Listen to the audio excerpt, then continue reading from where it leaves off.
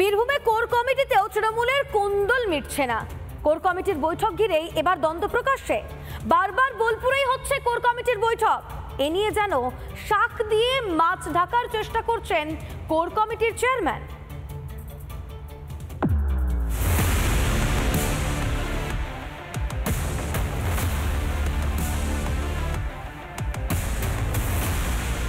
তৃণমূলের নাকি শক্ত ঘাঁটি বীরভূম, সেখানে ঘাসফুলের মধ্যে কোন দল কাঁটা।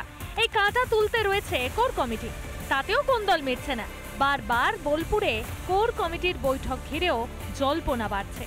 বৈঠক আরও একবার আয়োজিত হলো, কিন্তু এবারও সিউড়িতে হবে ঘোষণা করে শেষ মুহূর্তে সিউড়ির পরিবর্তে বোলপুর তৃণমূল কংগ্রেস পার্টি অফিসে এই কোর কমিটির বৈঠক হলো, যা নিয়ে দলের অন্দরেই কিন্তু গুঞ্জন শুরু হয়েছে। 24 ঘন্টা আগে স্থান পরিবর্তন হলো বৈঠকের, বিশেষ কোনো কারণ? আচ্ছা, এটাও কি আপনাদেরকে বলতে হবে?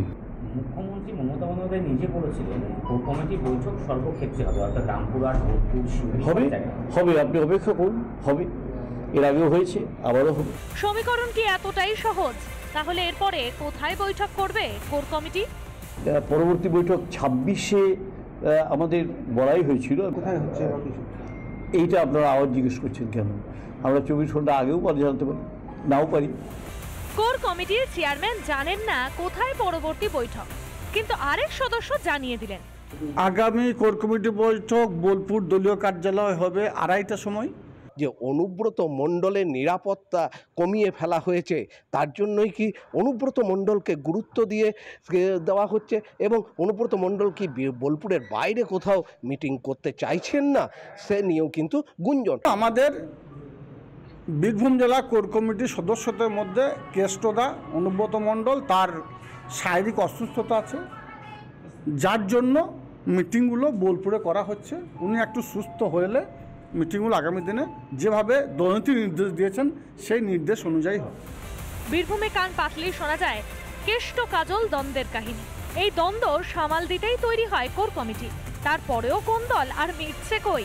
শনিবারের বৈঠকেও গড়হাজির কোর কমিটির এক সদস্য।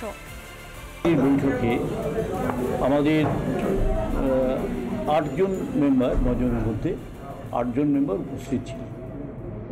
একজন সুদীপ্ত ঘোষ, তিনি আগে জানিয়েছিলেন যে তিনি থাকতে পারবেন না। এই সুদীপ্ত ঘোষের বিরুদ্ধে কিন্তু কয়েকদিন আগে সোচ্চার হয়েছিলেন কাজল শেখ। অভিযোগ উঠেছিল যে কোর কমিটির অনুমোদন ছাড়াই দুবরাজপুরে দলীয় নেতৃত্বের সাথে বৈঠক করেছেন সুদীপ্ত ঘোষ, যা নিয়ে আজকের কোর কমিটি বৈঠকে দাবি এবং প্রশ্ন তুলবেন বলেও কিন্তু কাজল শেখ আগাম জানিয়েছিলেন। আর সেক্ষেত্রে তাই ধোঁয়াশা রয়েই গেল সুদীপ্তর অনুপস্থিতিতে। বীরভূম থেকে মনোরঞ্জন চট্টোপাধ্যায়, রিপাবলিক বাংলা। নানা ধরনের কন্টেন্ট দেখার জন্য লাইক করুন, শেয়ার করুন আমাদের ফেসবুক পেজ, সাবস্ক্রাইব করুন আমাদের ইউটিউব চ্যানেল।